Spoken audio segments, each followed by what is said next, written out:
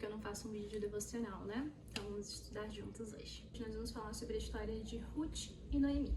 A fome em Belém levou Ruth e sua família para Moabe. Vivendo em Moabe, o esposo de Noemi vem a falecer e ela fica sozinha com seus 2 filhos, que se casaram com mulheres moabitas. Com o tempo, os filhos de Noemi também morrem e ela fica com suas 2 noras. Noemi recebe então a notícia de que a fome em Belém havia passado e ela poderia finalmente voltar para sua terra.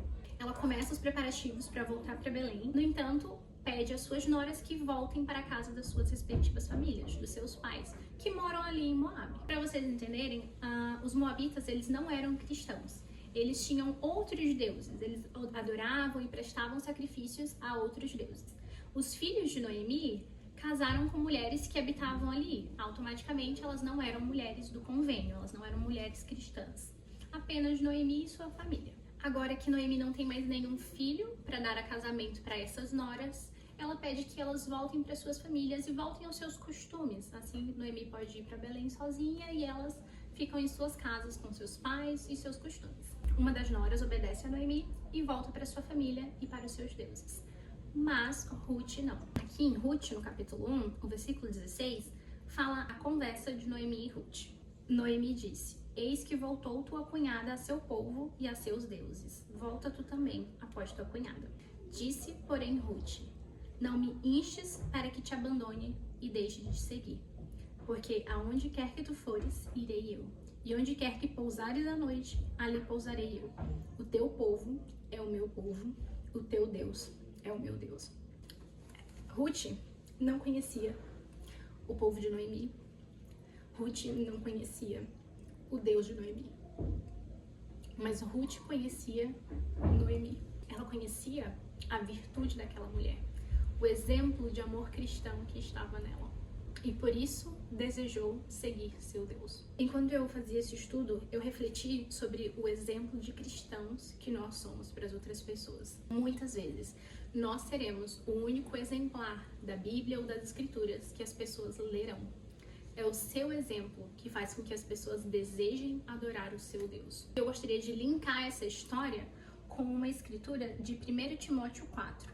Ela pede para que sejamos o exemplo dos fiéis. Vou ler para vocês. "Ninguém despreze a tua mocidade, mas ser o exemplo dos fiéis, na palavra, no trato, na caridade, no espírito, na fé, na pureza."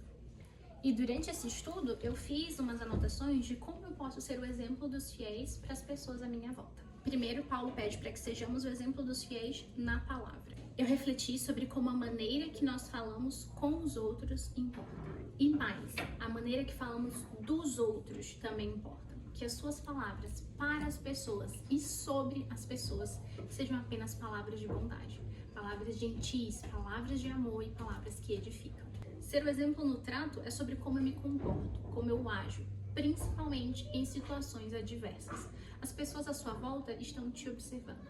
No meu trabalho, as pessoas sempre perguntavam como eu estava sempre feliz. Então, animada, hiperativa, pulando. E eu respondia: é porque eu tenho Jesus.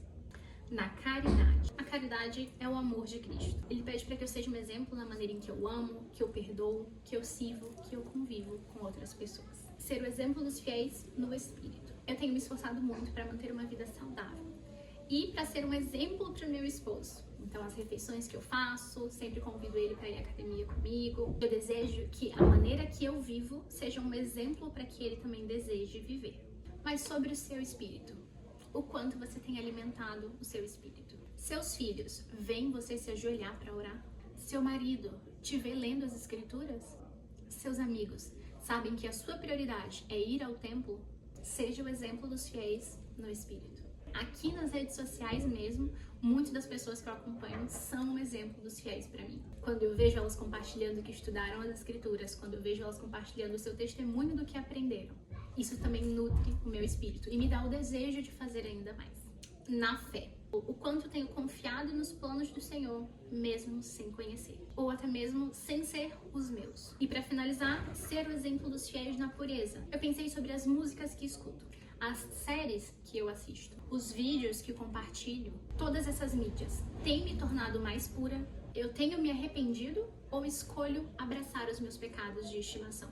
Porque o arrependimento traz essa pureza. É isso. Foi Foram essas coisas que eu refleti sobre a história de Ruth, linkada com o pedido de Paulo aos Timóteos. E eu gostaria de trazer para vocês refletirem também, assim como tem sido fonte de reflexão para mim. Se vocês gostaram desse vídeo, por favor, se inscrevam no canal, dá um joinha e comenta o que vocês gostaram. Vejo vocês nos próximos. Um beijo!